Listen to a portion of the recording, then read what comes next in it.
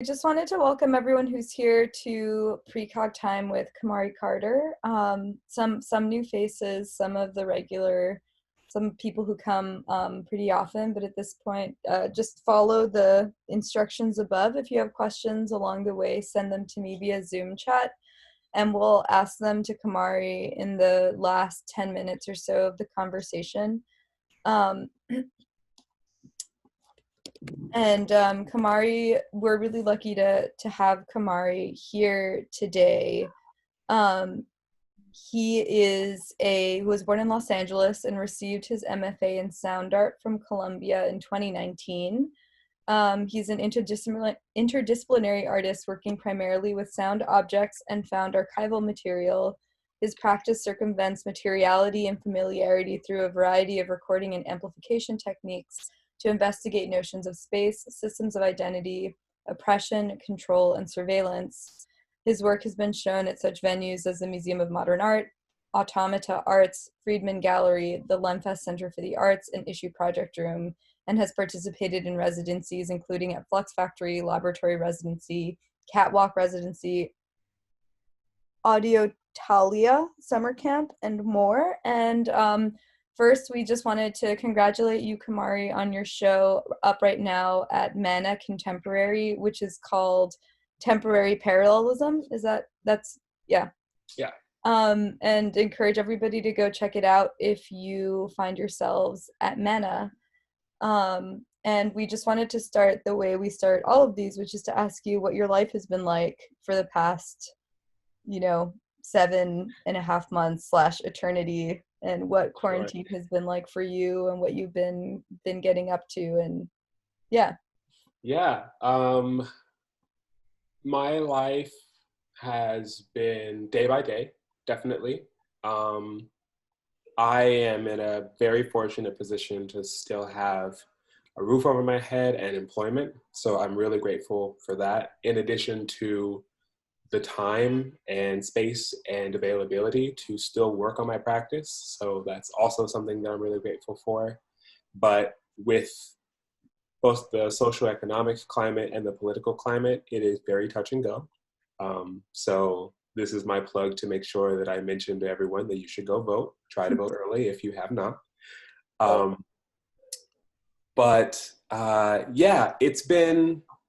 It's been fine. I have found myself in many highs and many lows. I started my residency at Flux Factory in February, and the timeline between March 14th and March 25th is when everything in the United States began to shut down. So that also meant the residency itself, causing me to have to shelter with, at the time, I think it was 14 other artists, many of whom I had only known for a month. So that was a little interesting, but it also gave me a lot of time to figure out exactly what I wanted to do with my practice, how I wanted my practice to move forward, and gave me a lot more time to figure out what it was that I really wanted to dive deep into when it came to researching. So that was nice. I don't feel as though I would have had that same amount of time available to me. I still feel as though I would have been able to accomplish the same kinds of things.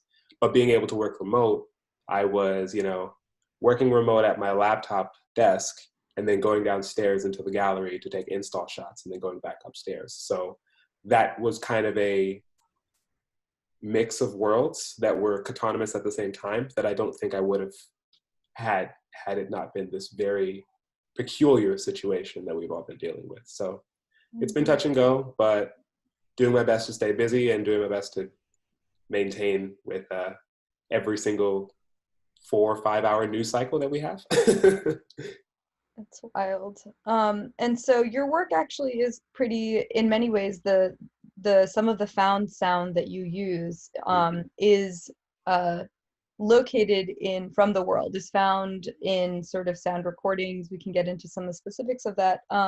And so I imagine that the kind of attention that you pay to the news cycle in terms of the possibility of using this as material also is a little bit different than just reading the news. And I was wondering if you could give us a little bit of an introduction to your practice, both in terms of your interest in working with sound as a material, and also in terms of how you source your material, and the history of kind of how, basically the history of your interest in sound and sourcing.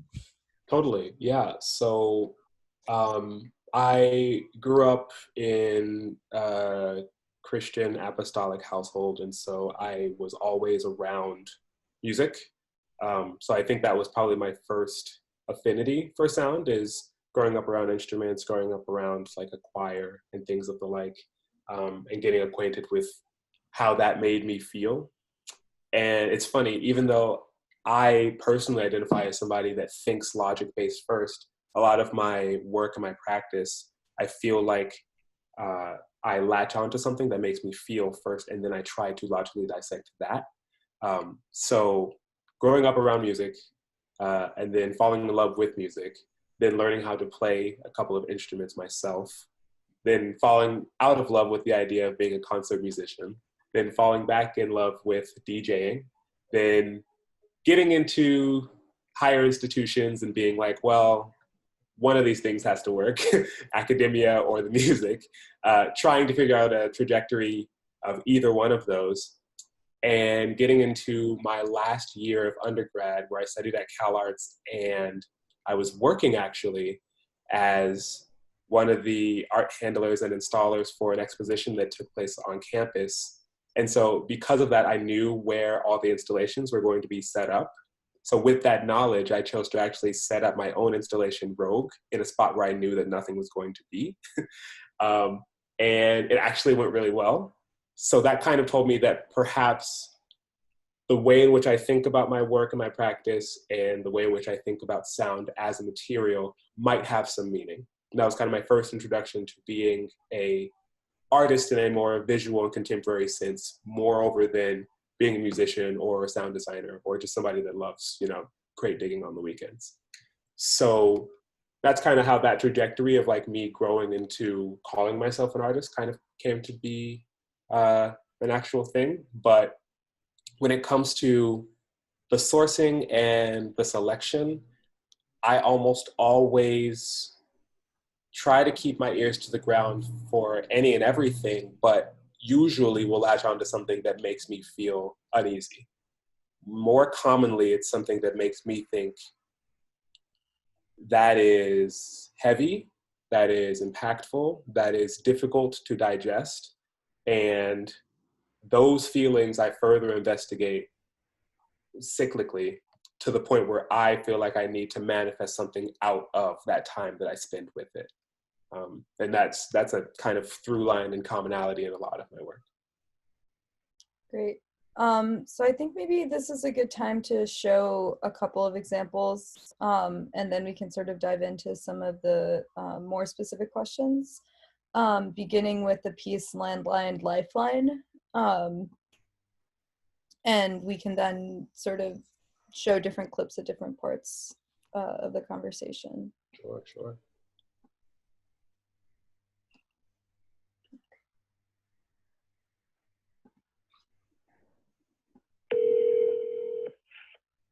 911. Hello? 911.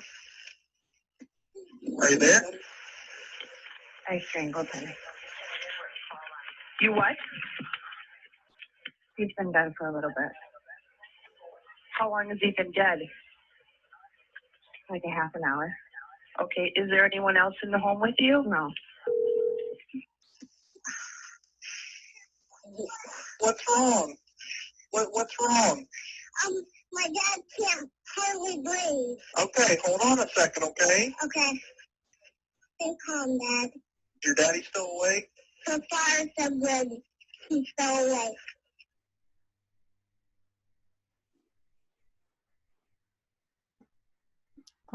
Okay, so one of the sort of first questions that I had about this piece for you was just sort of a question about the installation, which is the video a representation of the sound that someone would hear when they picked up the phones, or how did that work? How did you think? Is that, yeah? Yes, actually, Okay. yeah. So usually the documentation of sound work is always a little difficult, as I'm sure sound artists that are even here right now may know and understand. But the way in which the installation worked is it was the elevator pitch for me is it's a deviation of conversation in the sense where every rotary phone was identical in nature, but each one of them had only one line of which you would receive as you picked up the phone. And it was 2 documented 911 calls that were split between the caller and the operator. So you picked up one line and you hear a telephone ring, and then you hear either the caller's story. There were 2 separate callers. There was a young girl who was 5 years old. Her name is Savannah. And then there was a 27-year-old Sheboygan County mother. And then on the other end of the line, you hear the operator that is trying to assist them, but you don't know what story relates to what until you kind of complete the loop or complete the circle, if you so choose. Usually people are, if they can make it past one of the calls, they're enticed enough to continue on throughout the installation. And there wasn't a call that exceeded 2 minutes. It's helpful.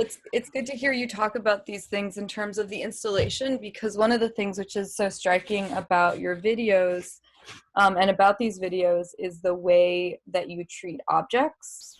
And I was wondering if you could talk to us a little bit about the relationship, your relationship, the relationship you have, sorry, my brain, between like the sonic and objects, and how for you these relate to ideas about image or imagery, both in terms of documentation and in terms of how you see people interacting with the work as sculpture. Totally. I think it's a pretty case-by-case basis. Some objects in my work are very active, and some objects in my work are very passive. I would argue that Landline Lifeline is a relatively passive piece until you choose to interact with it. I've had a curator describe it as minimalist in presentation, maximalist in idea. And I think that holds true where you have this, 1942 rotary phone, which was only a couple of years after 911 as an actual operation device was invented. I believe it was in talks in the United States in 1938, and I believe that it became an actual functional thing where the first 911 call was made out of the Midwest in 1940. But you've got these rotary phones that are identical in nature, and I felt as though the iconography of the telephone, even today, with all the different iterations of telephones that we have, happens to be a rotary phone. So much so that we have this skeuomorphic rotary phone emoji on our current iPhones. So I felt like it was really important to make sure that that symbol, that icon, that image was the presentation for the sonic idea. It could have been an installation of 4 speakers. It could have been an installation of 4 iPhones. But the physicality of actually picking up the phone, be that to have some homophily with an operator, or be that to have some homophily with somebody that, grew up in a time of payphones or phone booths. I felt like that option to have people interact with the work if they so choose was really, really important. The connective tissue there is only an extension of what I chose to research when it came to phones, and how important I feel as though having that iconography stand on its own as a sculptural element became. I had a question. So do you know a little bit more about when they started using the 911 call? Like, why? Was there just like a surge in crime, or was there a special case? Because I feel like usually these things happen because there's something and they're like, and then we put everyone photos of the milk box. Right, yeah. You see a sign somewhere that's like a really arbitrary like rule, and you're like, okay, somebody had to do something really specific for that to be a sign. So yeah, I think if my research doesn't fail me, it was a telecommunications system that was being invented at a time where we had a system called, I don't remember the technical name for it. I don't even know if it actually had one, but it was something along the lines of you call in to a place to figure out what time of day it is. So that's kind of like how America was working. We were not working on a basis of, you know, being able to reach into your pocket and look at what time it was. We weren't working on a base. This was still at a time where, you know, Jack Donovan Foley was still doing, stories on the radio, and everybody would crowd around the radio to try to figure out what was happening on the ground. And at the time, it was a way in which to not pressure the police administration in certain parts of the Midwest when there was not necessarily a huge spike or surge, but higher crimes of different caliber had happened in that general area. And they kind of made this unidirectional operating system test. And I think it was like in a person's home that had called a 911 operating station, and they tried to figure out whether or not they could get that call to work. And that was, I think, the first successful 911 call that had taken place. That's really fascinating. Sorry, Flo, did you have another question? No. Go. I was going to say, hearing you talk about this is really fascinating, especially thinking about the way that, like the skeuomorph of the phone, right? So the idea that we would look at it, understand that it represents sound to a certain degree. Mm-hmm. And also the idea, the way that it represents sound is one where the sound is only for me, right? It's only for the listener who's picked up the phone, in a way that implicates whoever's listening at the moment that they're receiving a message. And in this way, the installation seems to model a way of hearing sound in a way which is personalized, right? Which sort of emphasizes how an individual might respond to the sense of emergency being depicted on the phone, in a way that seems to be drastically different than the operation of 911, which is in a sense to make the emergency anonymous to the respondent on that phone line, because that person on the phone is not going to be the person intervening, right? They're going to reroute the call, they're going to send someone. And I'm wondering, especially because of, I don't know exactly how to phrase this, so come with me on this limb. But like, especially because of our current sort of like really tenuous and tortured relationship to social responsibility and intervention, right? Like, what as an individual should I be doing, right? Am I supposed to be recording with my phone? Am I supposed to be intervening, right? Like, how do I participate? I'm wondering if you could talk a little bit about your ideas about this kind of participation and responsibility, and how you think art has something to do with it, right? Like, is the function of the artwork to model that kind of response? Is it, in a sense, to give us something to contemplate or think about or rehearse in a certain way? Anyway, these are just sort of some ideas that came up as you're talking. Firstly, I think you should record things that are taking place around you that you may feel is detrimental to you, your safety, or the safety of your community. But I also think that you should be highly aware of the recording consent laws in certain states. For instance, New York City is a one consent state, meaning that if I go out in public, I can record whoever and whatever I want. That's just the way that the state works.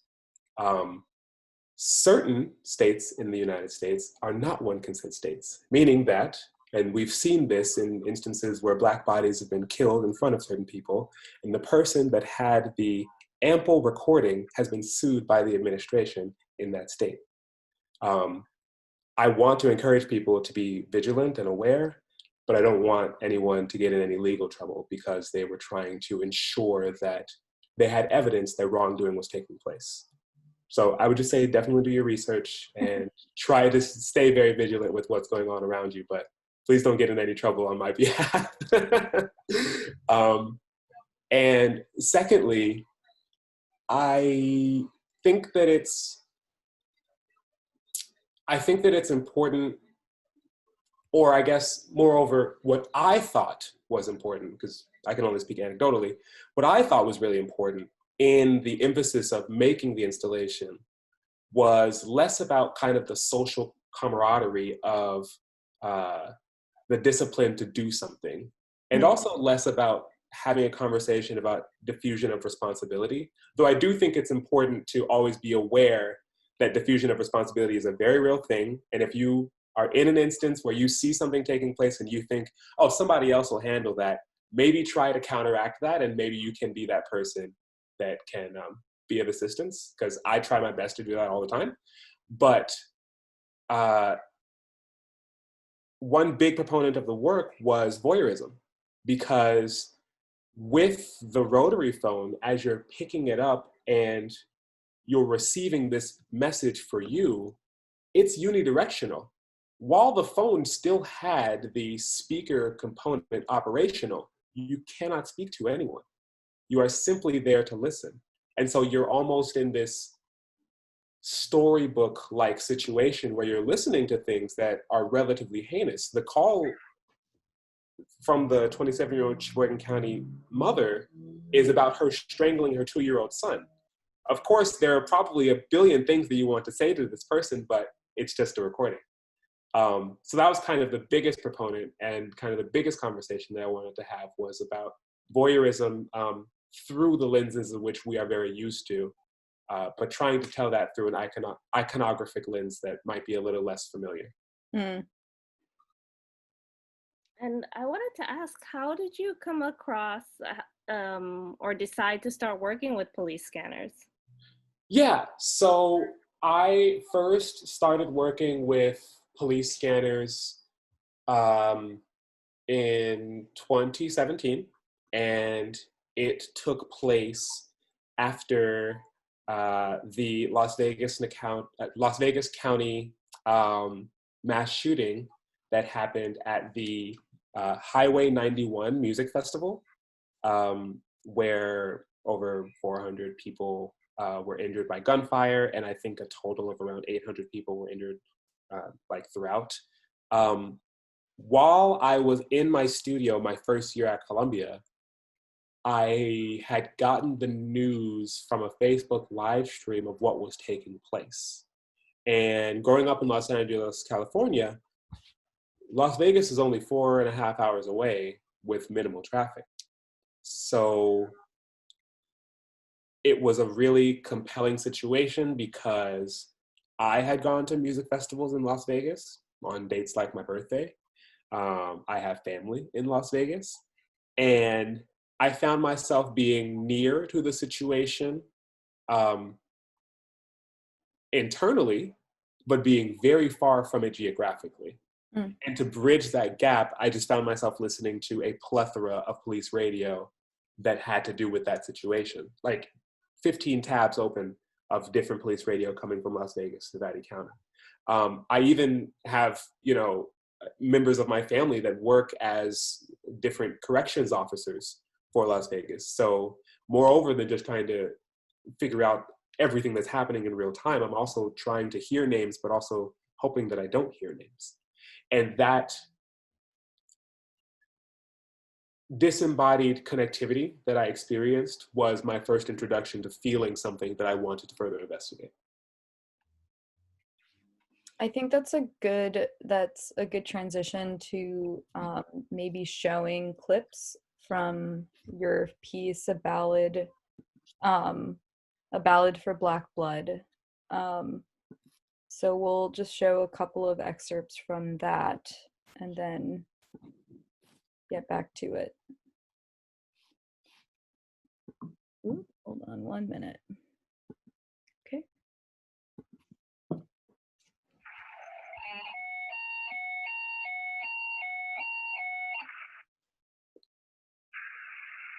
Engine 21 with EMS, difficulty breathing, 3623 26th Avenue South, map 321 Golf.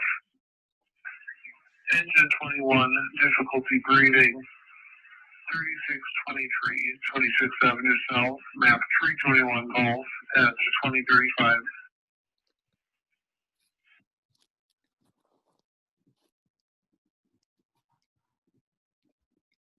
Just a couple minutes. I'll be clear and I'll be in route. Copy 1758.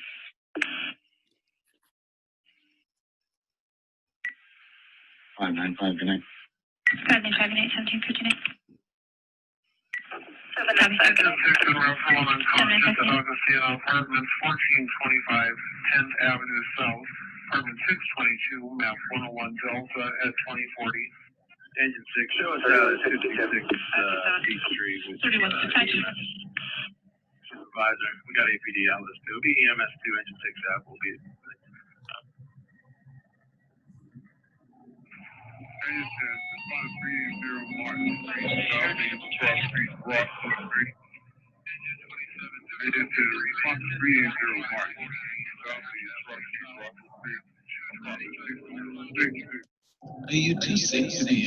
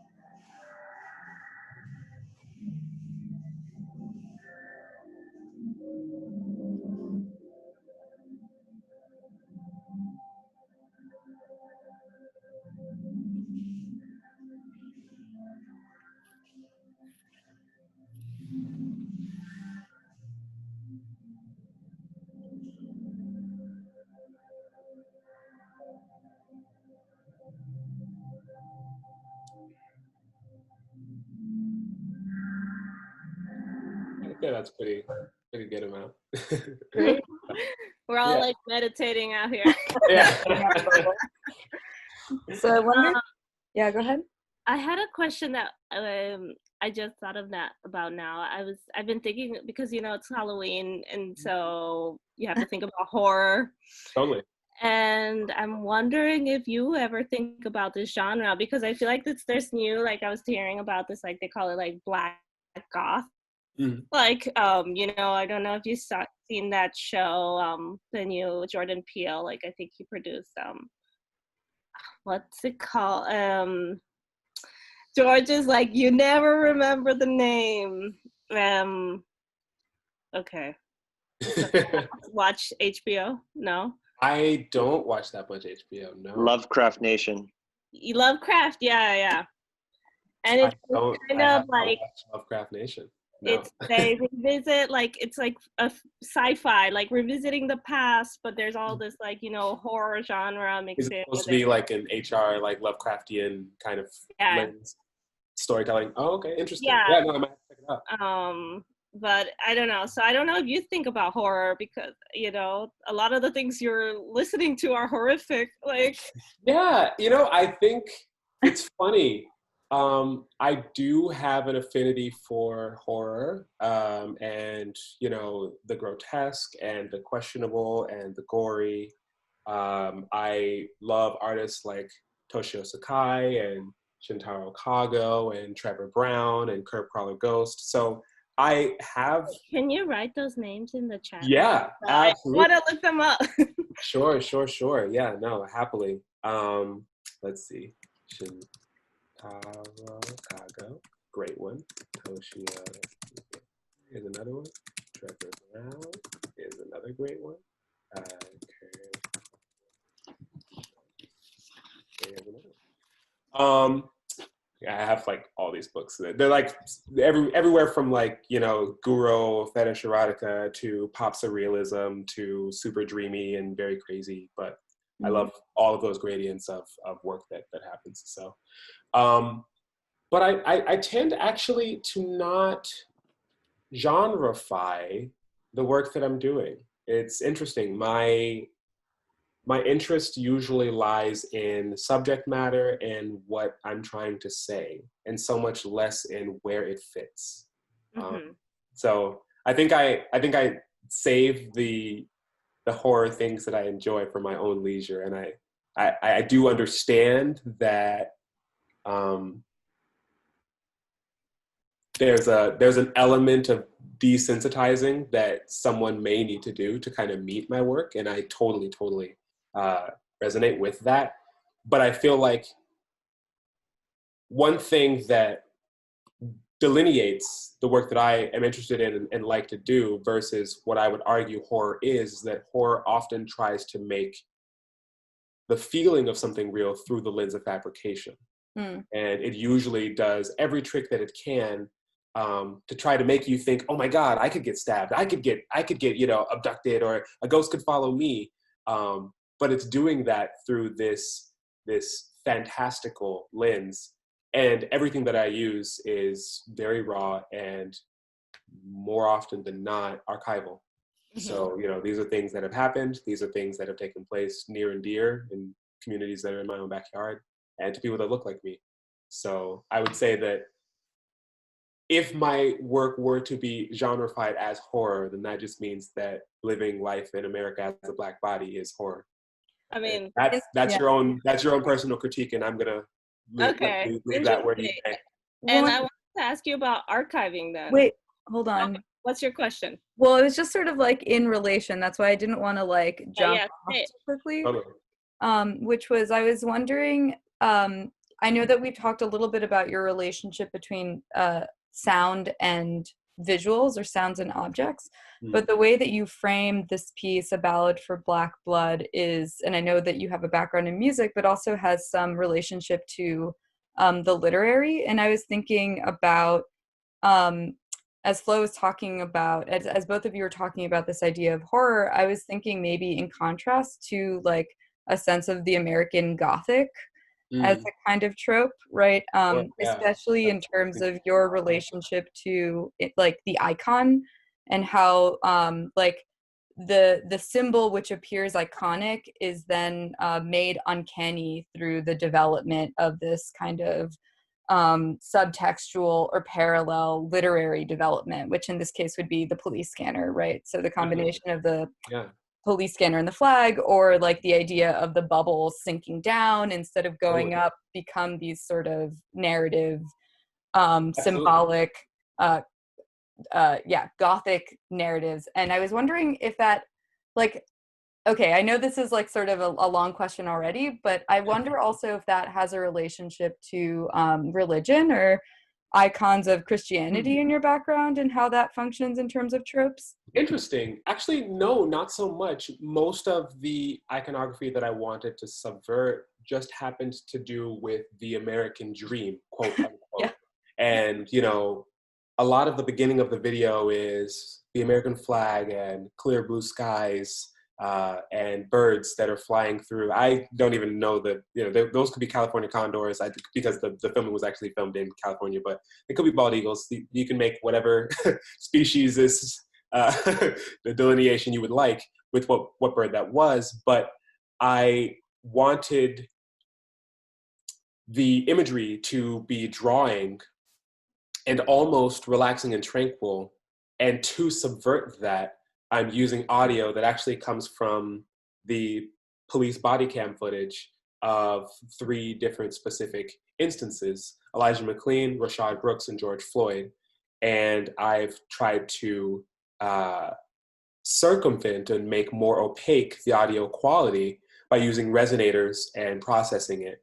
But I wanted to continue the conversation around what it is to be a Black body in America and things that have happened recently, without continuing to perpetuate the gore porn that we constantly see on social media. And so when I think about what it means to be involved in those situations, and a common thread and through line of all of them happens to be breathing. And so for me, as I watched it over and over again, I found myself falling more in love with the idea that through the visceral medium of seeing things that make me want to breathe, like bubbles, like bodies of water, I felt as though I can kind of still make that connectivity. But yeah, I just was really interested in circumventing the idea that we're doing okay in this country. In some way, and I know I want to get to Flo's question about archiving, but I'm also thinking, looking at this video in relationship to Landline Lifeline, and some of your other work. The setup is such that I could imagine, in comparison to your earlier work, the idea of the sound emanating from the flag in a way, as opposed to assuming that the sound would emanate from the phone or from the megaphone. Totally. And it's an interesting way of attributing, of using film or video to allow sound to be attributed to a source that would not regularly emit it, but in a way linking the American flag as like the producer of this audio is not in fact incorrect, right? Right. So, I mean, that's a common, sound design ideology of diegetic and non-diegetic sound and added value, making sure that something on screen that typically would not even be closely associated to the thing that you're hearing, superimposing it so that it becomes that. That's just kind of tricks of the trade that I kind of learned. So that's just what you're picking up on. Yeah, totally. Yeah. Okay, my question now. Yeah.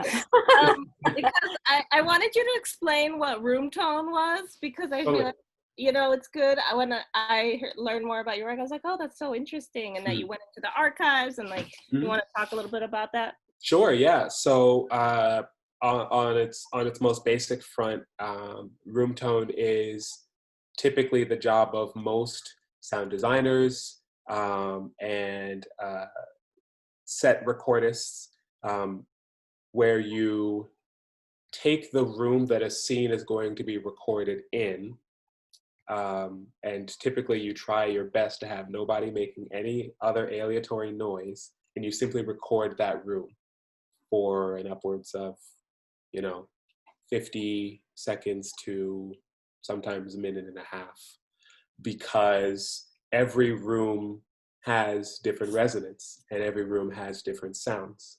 And this isn't normally something that you end up thinking about when you're watching a film.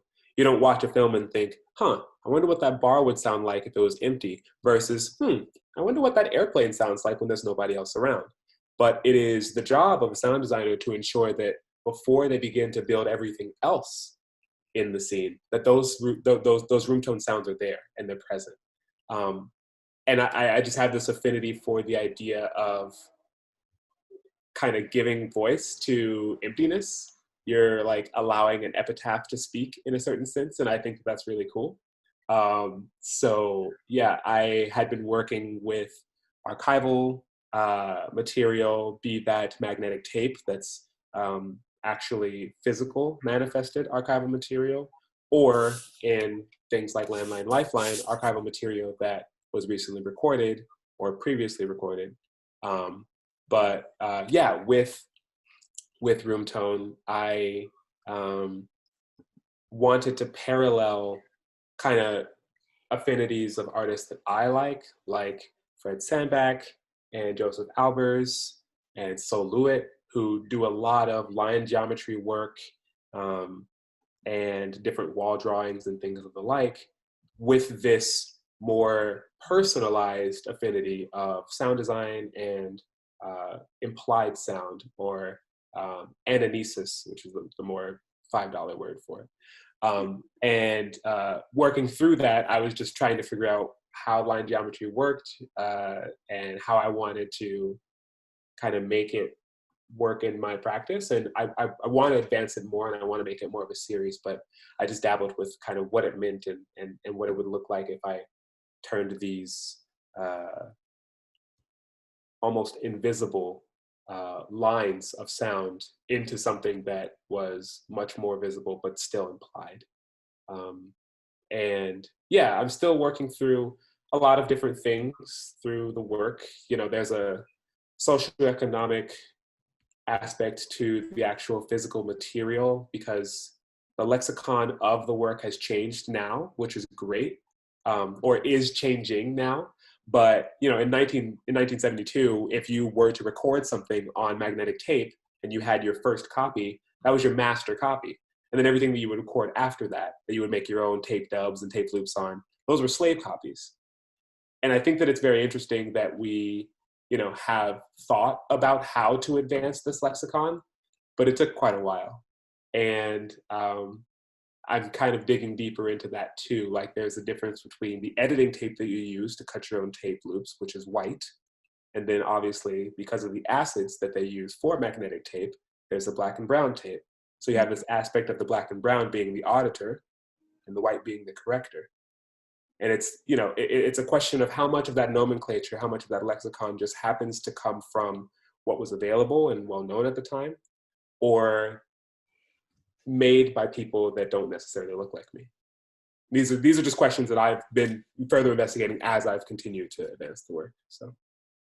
Well, it would seem as though this is, it's not either or, right? That you would Right. very easily have like that, those kinds of connotations would be invisible in a sense to someone who, using your terminology, doesn't look like you, right? Absolutely. And that I'm interested in the function of the room tones or the material, sort of using the visuality of the materials of sound recording, quote unquote, right, to kind of talk about both abstraction and the concept of neutrality, like the idea of the room tone as being the neutral, unaffected state of space or of sound.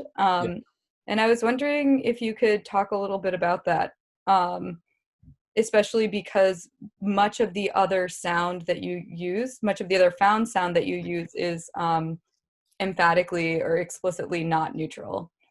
Right. Yeah. I think that actually was kind of my main opus into using kind of a neutral layout when it came to my work, actually, was through these works that have recently developed. I'd always, and I still do, always have this list of things that I'm interested in doing this. I'd like to do this. I'd like to recreate this for myself. I'd like to see how this would advance or evolve if I were to do it. But there was never enough of a conversation that I was having with it. There's so many different works and things that I think about often that I'm like, this would be really cool if, or, oh my God, I should try. But when I think about manifesting the work, when I think about putting time into it, it's just a cool idea.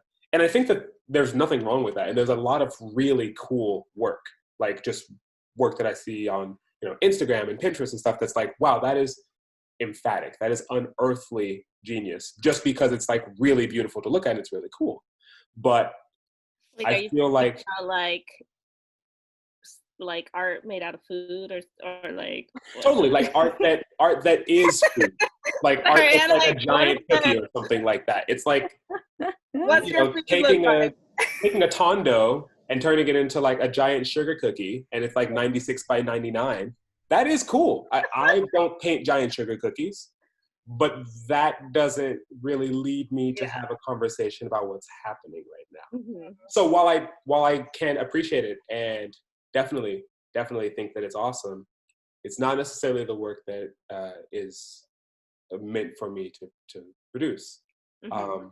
And this was kind of the best way for me to appease both of those sides of my practice. I think that line geometry and symmetry and conversations about geometry just as a functionality in the world is really cool. But to continue to have a conversation about how I feel about certain things, I tried my best to parallel that with what was going on socioeconomically and how I felt about the lexicon changing, how it was, and still some unanswered questions that I may have. I think I was thinking about this and sort of the way that room tone sort of links into, I think, specific and kind of like art nerdy conversations about minimalism, right? Minimalism, materiality, and like the sort of falsehood of neutrality in aesthetics. But also the fact, something that Flo and I were talking about as we were reviewing your work, is that often the sound literally comes from like these dated technological objects like the dial phone or the megaphone. And I was wondering how you're thinking about the time of technology in the work as content, and whether these tools are actually tools that you're using to create the sound itself, right? It sounds like as an engineer, you're probably using lots of complicated programs that I know nothing about, right? Not so much, actually. That's funny that you say that. It's a little give and take. I have always found technology in art to be a means to an end. And if I feel as though the technological aspect of the work is doing more of the work than the work itself, I tune out personally. I've been to some brilliant, brilliant shows, and the entire show is like 45 Raspberry Pis on a wall that are like rotating things. And I'm like, I mean, Max MSP is cool, but I don't know what this is trying to necessarily get me to think about. So for me, I feel like by working with H technology, I have the iconographic strength there. But on top of that, I also don't have to feel as though the technology is doing more of the legwork than the conversation about the work itself. A rotary phone is a very, very, very simple device. Resoldering the rotary phone through Max MSP so that the Arduino can tell it what to play when you lift it up, very arbitrary. Nobody needs to know that that's what's taking place. The only thing they need to know is when they pick up the phone, they're going to be met with a very gruesome 911 call. And how's that going to make them feel? Again, I think the work could have been different things. I'm sorry? Have you seen that Jordan Wolfson piece where you put on the goggles and you're watching like a murder? No, I don't think I have. Where was this shown? It sounds interesting. At the Whitney. It was very like problematic because I think there was also like I don't know if there was like some Nazi Jewish thing going. You know how he's always like trying to like be super controversial. Sure. Yes. Yeah. No, absolutely. Yeah. No, I don't think I've seen the work, but I might have to check it out now. I do know his practice, so. I know Chazelle had a question. They want to know whether your work is going to change to further reflect the civil unrest in communities of color. Yeah, I think the key word there that stands out to me is change, because I would like to think that I am already doing that and that I will continue. I know that I won't change. And I know that the civil unrest for a multitude of my lifetime, unfortunately, won't change. And so I think that my work will be right along with it. It will probably advance and continue to develop, but I don't think I would use the word change. I would just say continue to. Yeah, but absolutely, of course. And if anyone else has any questions, this is the time where, you can start sending them in the chat, and in like around 5 to 10 minutes, we'll open it up so everyone can start just unmute themselves. Yeah, open up the floodgates.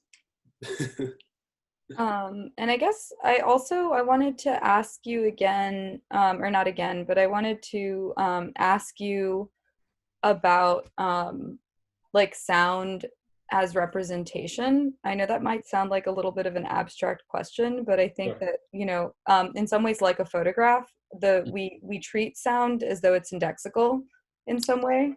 Yeah. But I think that the way that you're creating metaphorical structures in your sculpture suggests that we should not just treat the sound as an index, but that we should maybe treat the sound as having a kind of representational function. I don't know. I think it's really fascinating, and so I was wondering if you have ideas about what sound represents. It's something that I was thinking about listening to the police scanners, because listening to those, you get a sort of distinct sense of the structure of the police as a surveillance force, rather than you're not just listening to the sound of the call. In the video, I also get an understanding of the operation of the police in its auditory function. So anyway. Absolutely. Yeah. I think, unfortunately, I feel like it's way too anecdotal for me to pinpoint what sound represents, because I think it represents a different thing for every different person. And I mean, in your work, like the way that you're trying to make Oh. sound representational in your work. Yeah. Oh, I see. Yeah. Yeah, I am. Commonly, I'm trying to have it represent feeling. Maybe my own. I usually try my best to not prime the people that are experiencing my work to feel the same way that I do about things that are taking place. Or at least I tell myself that I try not to, but I might. But more often than not, yeah, I'm trying to have it evoke and represent feeling. Positive, negative, that actually doesn't really matter to me. The only thing that I would hate is that you would meet my work with indifference and be nonplussed by it. That would be the worst, because since the things that I'm using and since I'm having these conversations about things that are happening are really important to me, it would not be good if you were like completely ambivalent when you left a piece of mine. But yeah, I think that I often try to have it represent different modes of operation and feeling. And I think that is often accomplished. It's funny, I remember once I was installing a work at the Fridman Gallery, and the art handler was helping us install, and he was installing another piece for the show, and my piece had police scanner in it, as commonly some of mine do. And when he was on the ladder, when he was installing something at a higher altitude, he was irate by my piece being on. It made him very uneasy. He was extremely uncomfortable with being in that position and then hearing that sound present. It was very clear that anecdotally for him, there was something that was going on. Some level of psychosis was taking place where he just like, I need to go on a smoke break. I can't listen to this police radio while I'm on this ladder. And that's kind of exactly because when I listen to police radio, it's probably very, very different than some people that I know when they listen to police radio. For me, it produces a little bit of anxiety. It's not a good feeling, but that's why I investigate it. But I know for some people, they're like, what's wrong with this? That's their job. So it's that very thing that I'm trying to figure out how to tap into and represent, if you will. George has a question. He's asking if the individuals in the calls, like if they know that their call could be used for art. That's an interesting question. So I think that they know that their call can be used because everything that I use is public domain. Whether or not they know that it's used in art, I would not be able to tell you. Like specifically with Landline Lifeline, I wasn't able to get in touch with one of the people because the mother is in jail. So that is a archival call that I pulled from the Sheboygan County Archive. It wasn't as though I had gotten in touch with an individual of a family or something like that and actually got this call. And that's usually how I source a lot of things that I find is through more of a judicial aspect, top down. So I would say that because the things are public domain and they're used, on the news, the local news in the area where they take place, or local media, sometimes talk shows even, I'm pretty sure that they're aware that there may be a circulation of the things that they said at the time and did at the time, but I don't know if they know the specificity in which it is used. I think that'd probably be kind of hard because it'd be like being interviewed when you were like 7.5 at like the country fair and then going to the Met and being like, oh my God, that's my voice when I was 7. And Rosanna wants to know, why do so many people find sound in gallery spaces so invasive and offensive? I know it's something sound artists constantly struggle with. Any thoughts? Yeah, I think it's because curators and gallerists feel like their audience just will not understand, which I think is an extreme disservice to people that go and experience work. Um, I have seen Kevin Beasley's sound work at the Whitney, and it was phenomenal. I have seen sound works by Cara Walker, very, very good. It was at MoMA. I don't think that it's of the institution's right to make that decision for their audience. And I think, and I'm hoping that I can argue this appropriately, but I think that that landscape is changing. More institutions are doing more sound-oriented things. I remember 2 years ago, the Museum of Art and Design had like a totally enormous sound exhibition. Mama Sabar was in it. I think Kevin Beasley was in that one too. Very, very cool. And the entire institution from third floor all the way to the bottom was all of sound work. So I'm thinking that it's changing, but it's taken way too long for that to happen. People like, Mia Masioka and Liz Phillips have been doing sound work for years. And Heidi? Yes. Heidi Howard? Mm-hmm. That's like Liz's, yeah. Yeah, Liz's daughter, correct? Yeah, that's who Esto is with in Texas. Right now. There's Heidi. Always love the Liz shout outs. In Tennessee.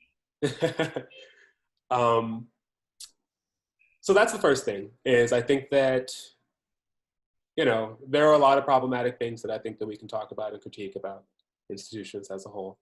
Well, has it changed for like doing things online? Have you been asked to do any performance or, I don't really have performance in much of my art practice per se. I perform as a disc jockey, so I do that. And I have done a few Zoom parties, but I haven't been asked to do like a performance-oriented work yet. So for me personally, it hasn't changed. But I would argue at the beginning of COVID, everybody was going live. Like just like every DJ, every person that was interested in music. So I do think that the online soundscape has enabled more people to get comfortable with that idea as well. And I'm hoping that continues to a point in which we return to some state of quote unquote normalcy, and we begin to see more sound work in institutions. I think that'd be fantastic. But again, I think that's the first thing, is that I feel as though audiences are being underestimated. I would absolutely attest to that. The second thing is that unlike other forms of art, I typically call them like the plastic arts and sculpture and painting and this, that, and the other, that use some kind of like framing or something like that. Sound is much more intrusive because of the way in which the medium works. It's literal, vibrations of air that, move around. And I think that the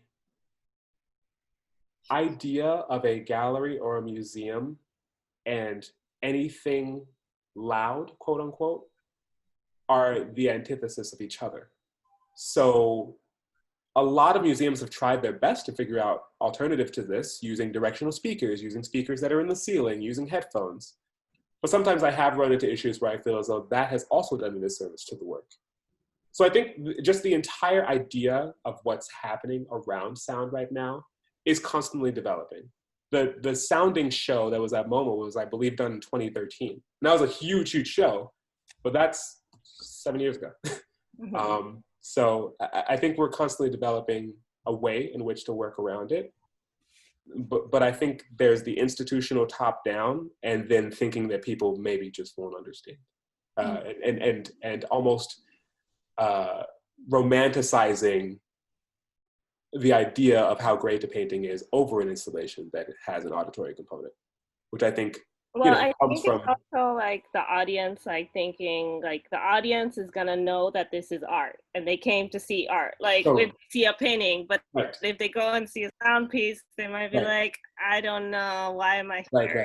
Did I get my tickets worth? But I think that's the exact conversation that I push back against, because if you're in an art institution, the argument should be made that whatever you see there would be art. I don't think that Aiko and Kuma dance piece that was done in, you know, the 70s at MoMA wasn't art because it wasn't a painting. I don't think that a Brancusi is more so art because it's a Brancusi. So I think that that's the exact conversation that I push back against is, if you're going to be the gatekeeper of this thing, then it's your responsibility to make sure that you're doing that correctly. Yeah, but I wonder if there's like a financial, like if it's all tied to like a financial concern or something. I actually don't think so, because the endowments that happen at most major institutions happen aleatory to art being sold. If anything, actually, a lot of our institutions are borrowing work. Mass MoCA's entire discography of things that they have is borrowed. I didn't know that until recently. It's funny. I feel like now is a good time where it seems like the conversation is naturally tending toward casual. So we will officially, we'll call this the official end. And I'll change my background, but and so those of y'all who are still here, feel free to unmute yourself and chime in. But I was thinking that it also the sing around sound also has something to do with like, we expect art to be polite or like respectful of the other art, you know? And we also expect people to be polite in museums. Like we expect people not to touch things. Even though they're not. Huh? even though they're not. Yeah, even though they're not. I feel like there's this expectation of like good behavior that like institutions sort of like inculcate, and like for the reasons that you're talking about, like sound being invasive, quote unquote, more invasive. Mm-hmm. There's like there's the idea that it's somehow like not as well behaved. I feel like the idea that it would have to mind its own space and not intrude upon the space of a painting, mm-hmm. as though you couldn't like listen to something and look at something else at the same time. Even though that's like what artists do all the time when they're in their studios. They're always, I mean, it's what people do when they're walking around like listening to music at the museum. Like, what's the difference? Yeah. Anyway, it's just sort of wild. I was wondering also if you're into Jenny C. Jones's work. I love Jenny C. Jones. Yeah, I was gonna be like, done studio visits with her, and she's a phenomenal human being. She's so smart. Also, and I feel like the way that she writes about sound and absorption and color is really, definitely, really astute, especially as metaphor, as something which has social implications. And I was thinking about her when I was looking, I was thinking about your potential relationship to someone like her when looking at those room tone pieces. That's a huge compliment, because I definitely, like, in grad school, we had to do this thing where we pick an artist that we enjoy and we do like a report on them, like like fifth grade kind of. And I chose Jenny C. Jones. And, you know, when she came to speak and she did a studio visit with me, one of the things that she shared that was so compelling to me is that, so she has those, she has a series of works that are on canvas, and she uses like different kinds of felt and different colored canvases and acrylic. And she names a lot of those after music terminology. Music terminology, obviously, that the lexicon has been made, you know, by like Italian futurists and like stuff that happened like a very long time ago. And the reason that she named a lot of those pieces that is so that when people begin to Google those terms, her work shows up as a way to have her practice and her Blackness supersede and seep into this very non-Black thing. And I thought that was so cool.